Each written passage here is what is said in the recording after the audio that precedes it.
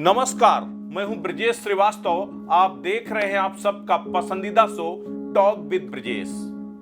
90 के दशक में जब राम मंदिर आंदोलन की एक बड़े लेवल पर बयार बह रही थी, उस वक्त उत्तर प्रदेश की सियासत में एक नारा जोर शोर से गूंजा, मिले मुलायम कांसीराम, हवा में उड़ गए जय श्री राम। उस वक्त कांसीराम ने कहा था कि अगर मेरे साथ मुलायम सिंह यादव मिल जाए तो बीजेपी का नामो निशान मिटाया जा सकता है। और कोशिश सपा और बसपा ने एक साथ मिल करके की भी थी। वो अलग बात है कि दोनों के बीच में विश्वास की डोर लंबी नहीं चली और रिश्ता टूट गया।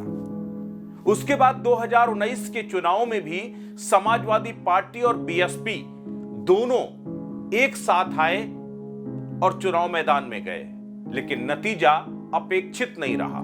वो अलग बात है कि उसका राजनीतिक फायदा बीएसपी को मिला और बीएसपी 10 लोकसभा सीटें जीतने में कामयाब रही। समाजवादी पार्टी वहीं की वहीं रही, यानी 5 सीटों में 2014 में थी और 5 सीटों में 2019 में रही।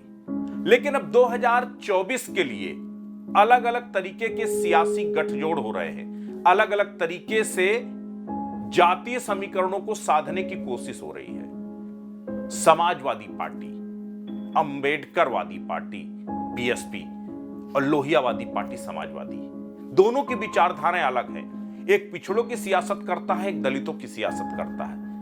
एक के अंबेडकर और कांसीराम हैं और दूसरे के लोहिया आदर्श हैं। लेकिन सबसे बड़ी बात यह है कि आज एक तस्वीर, पहले ये तस्वीर देखिए फिर इसके मायने समझाते हैं आपको।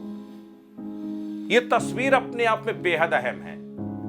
कांसीराम की तस्वीर के इर्द गिर्द एक तरफ स्वामी प्रसाद मौर्य और दूसरी तरफ अखिलेश यादव। आज अखिलेश यादव ने स्वामी प्रसाद मौर्य के रायबरेली के एक स्कूल में कांसीराम की प्रतिमा का अनावरण किया।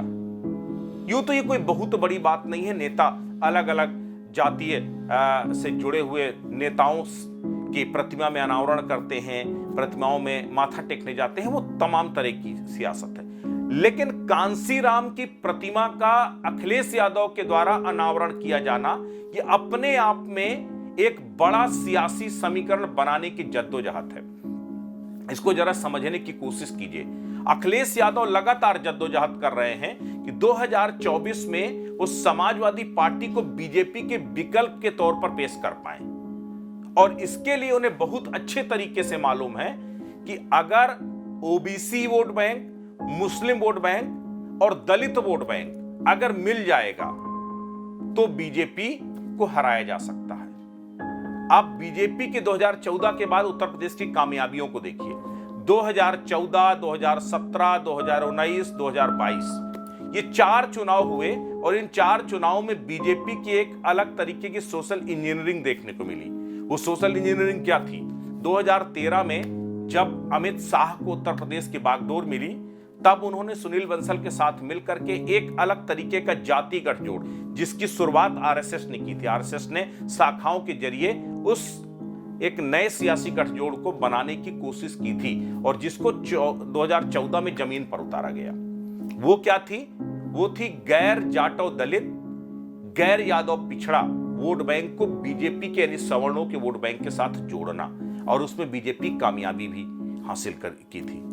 अब सबसे बड़ी बात यह है कि अब अखिलेश यादव एक उसी तरह का समीकरण बनाना चाहते हैं और उस समीकरण में वो चाहते हैं कि समाजवादी पार्टी के यादव और मुस्लिम वोट बैंक के साथ अगर दलितों का वोट बैंक जुड़ जाता है तो वो कामयाब हो जाएंगे। अगर एक आंकड़ों के हिसाब से भी समझिए, केवल अगर यादव, मुस्लिम और दलितों की तादाद जोड़ लेते हैं, तकरीबन 49% उत्तर प्रदेश की आबादी में लगभग 49% का वोट बैंक अकेले इन 3 जातियों का है। अगर इन तीनों को मिला देते हैं, जिसके साथ भी तीनों खड़े हो जाएंगे, उसका बेड़ा पार हो जाएगा। अखिलेश यादव भी अब कुछ उसी तरीके की सियासत कर रहे हैं। आप उस पैटर्न को समझिए। रामचरितमानस की चौपाइयों के जरिए शूद्रों की जिस पॉलिटिक्स को हवा दी थी स्वामी प्रसाद मौर्य ने, रामचरितमानस के जरिए समाज के उस बड़े पिछड़े और अनुसूचित जाति के तबके पर चोट करने की कोशिश की थी। उस रामचरितमानस की कुछ चौपाइयों के जरिए उस वक्त कहा गया था कि ये एक विवादित बयान है और इससे समाजवादी पार्टी को नुकसान होगा।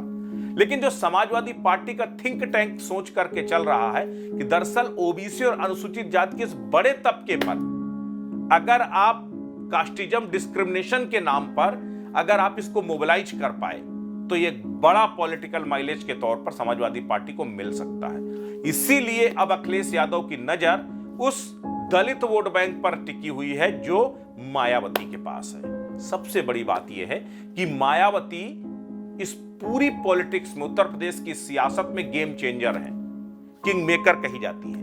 2022 के चुनाव में आप याद कीजिए, 2022 के चुनाव में जब माना जा रहा था कि पश्चिम से बीजेपी का सुपड़ा साफ हो जाएगा, जबरदस्त नाराजगी है, उस वक्त पश्चिम से बीजेपी ने जबरदस्त कामयाबी हासिल की और पूरा पासा पलट गया।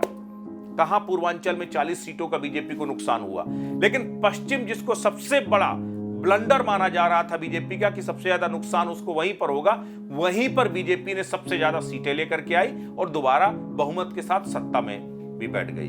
अब सबसे बड़ी बात है उसके पीछे वजह क्या थी? उसके पीछे वजह थी दलित वोट बैंक का टूट करके बीजेपी के साथ जुड़ना। मायावती ने इस तरीके से अपने प्रत्याशियों को उतारा जिसने समाजवादी और आरएलडी के उस पूरे फैक्टर को न्यूट्रलाइज कर दिया और उसका कोई भी फायदा सपा और आरएलडी को नहीं मिल पाया। आखिरकार हुआ क्या? मायावती तो खुद चुनाव नहीं जीती, लेकिन उनकी वजह से बीजेपी वहां से चुनाव जीत गई।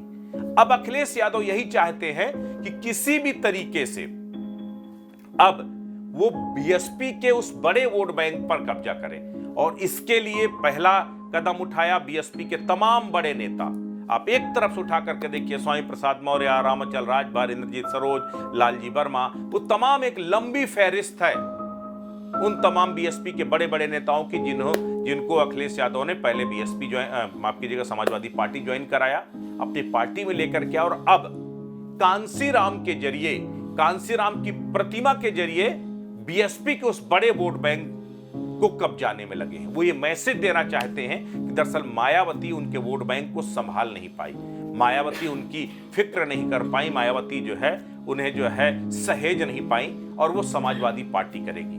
समाजवादी पार्टी रामचरितमानस और शूद्रों के उस पॉलिटिक्स के जरिए इस पूरे तबके का, ओबीसी और एससी इस पूरे और एसटी इस पूरे तबके का रहनुमा बनना चाहती है। और यही वजह है कि अखिलेश यादव अब एक अलग तरीके की रणनीति अख्तियार कर रहे हैं। यानी लोहिया के नाम पर सियासत करने वाले, समाजवाद को जो है अपना आइडियल मानने वाले जो है अखिलेश यादव अब कांसीराम की सियासत पर जो है, कांसीराम की पगडंडी पर आगे बढ़ते हुए नजर आ रहे हैं। तो कहीं ना कहीं कहते हैं ना कि सत्ता के लिए कोई कुछ भी करे तो कम है।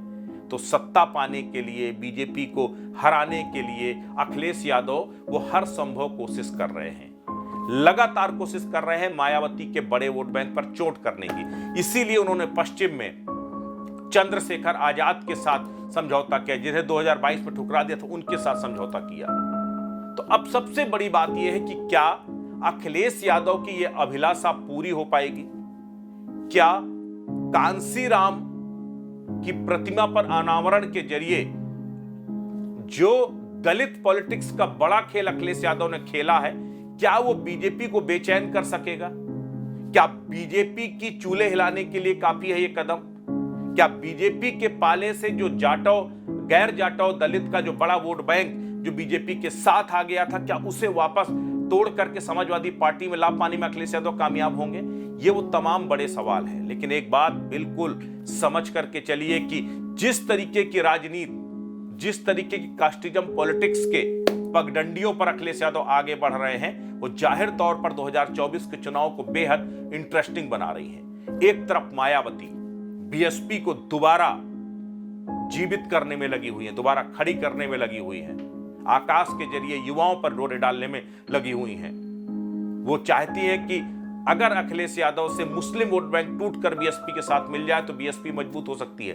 तो एक तरफ जहां मायावती की नजर मुस्लिम वोट बैंक पर है, अखिलेश की नजर माया के दलित वोट बैंक पर है, तो वहीं बीजेपी की नजर अब सपा और बसपा के मुस्लिम वोट बैंक पर है और बीएसपी के दलित वोट बैंक पर है। यानी कि हर तरफ वोट काटने की राजनीति चल रही है। लेकिन इस बीच अखिलेश यादव का यह कदम क्या गेम चेंजर साबित होगा? ये देखने वाली बात होगी। हर किसी की नजर इस पर रहेगी कि जो कांसीराम के जरिए जो दलित सियासत की तरफ अखिलेश यादव ने कदम बढ़ाए हैं, स्वामी प्रसाद मौर्य उसके पहरुआ की तरीके से आगे बढ़ रहे हैं। स्वामी प्रसाद मौर्य ने पहले दिन से एक लाइन ली, रामचरितमानस, फिर शूद्रों की पॉलिटिक्स, फिर जाति जनगणना, ये कास्टिज्म डिस्क्रिमिनेशन, ये वो तमाम मुद्दे हैं जिसके जरिए से लगातार बीजेपी और बीएसपी पर चोट कर रहे हैं। और इस बीच में अब कांसीराम की प्रतिमा का अनावरण अपने आप में सियासत में एक बड़ा टर्निंग पॉइंट हो सकता है। लेकिन इससे पहले अब बीजेपी बेचैन भी है। केशव प्रसाद मौर्य कह रहे हैं कि इससे पहले परशुराम की प्रतिमा का भी अनावरण किया था अखिलेश ने, हुआ क्या? क्या ब्राह्मणों का वोट उन्हें मिल गया क्या?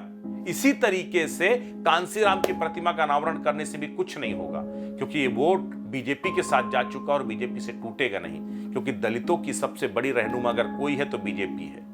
तो अब हर कोई दलितों को रहनुमा बनने की, उन्हें अपने पाले में करने की कोशिश कर रहा है।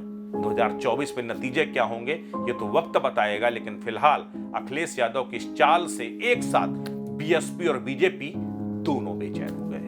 नमस्कार।